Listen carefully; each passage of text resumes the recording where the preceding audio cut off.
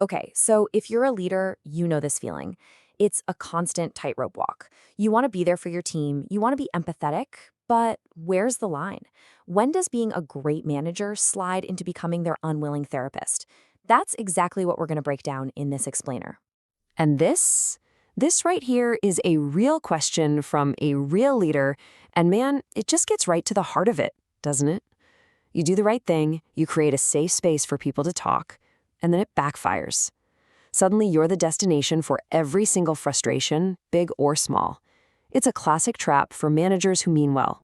In fact, this has a name. It's called the manager's empathy trap. It's that strange situation where your genuine desire to support your team accidentally ends up making the environment more negative. So, how on earth does that happen? Let's take a look. Well, here's the paradox, right? You'd think letting someone vent is helpful.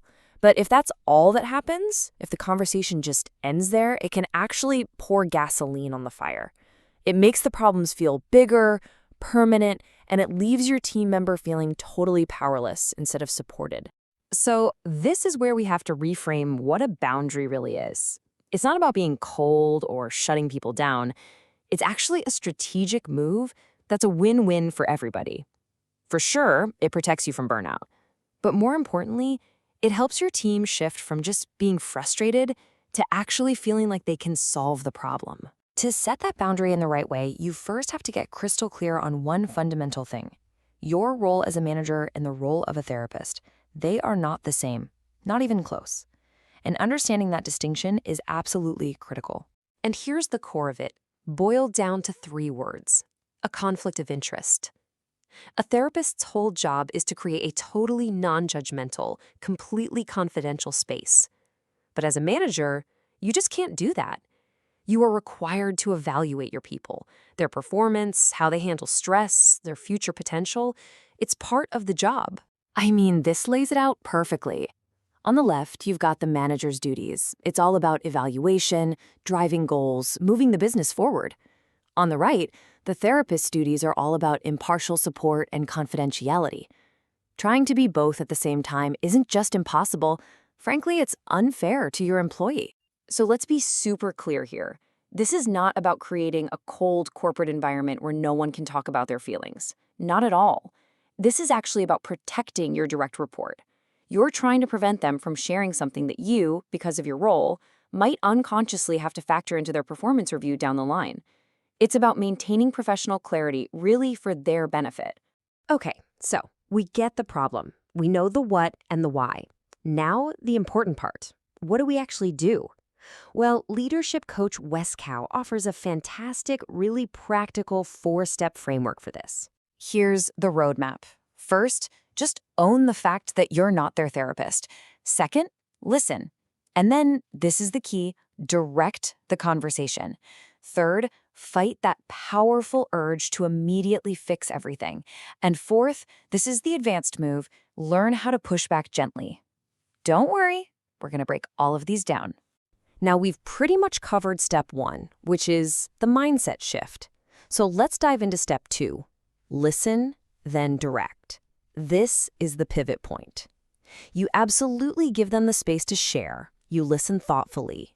But you can't let the conversation get stuck in the venting phase. Your job is to guide it toward action. And how do you do that without sounding dismissive? With questions. Just look at these. Every single one of them shifts the focus from what's wrong to what can we do. They empower your team member, reminding them they have agency while you confirm you've got their back.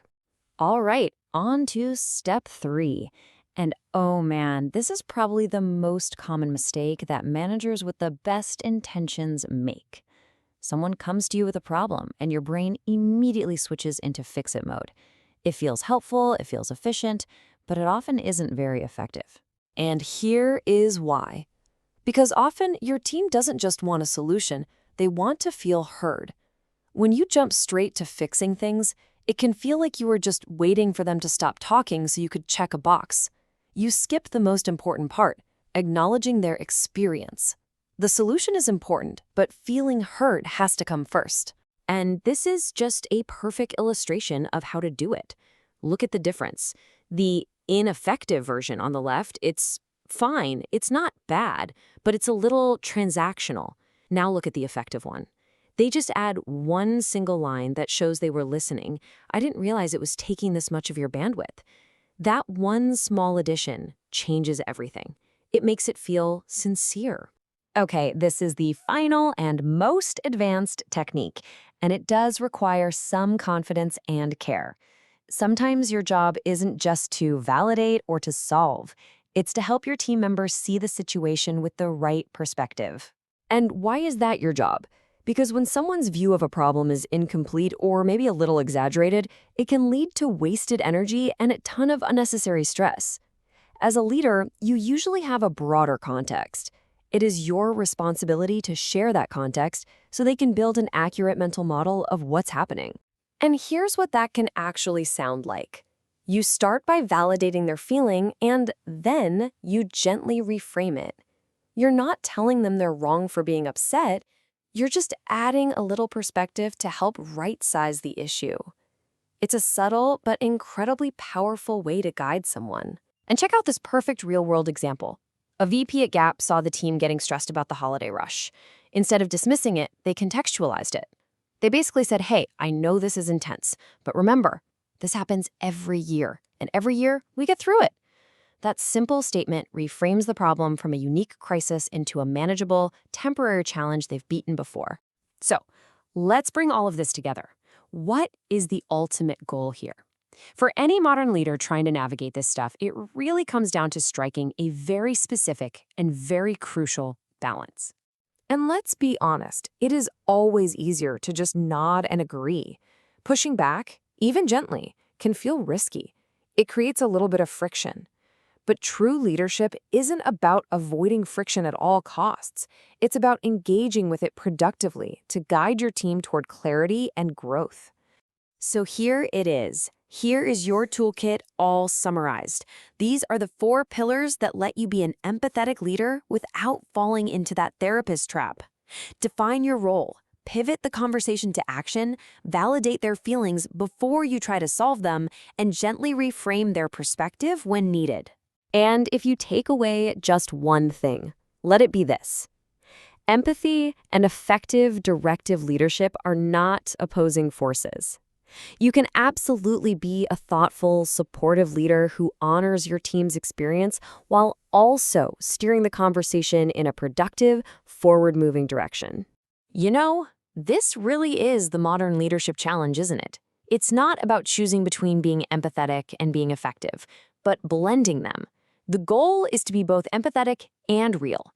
So the only question left is, how will you strike that balance?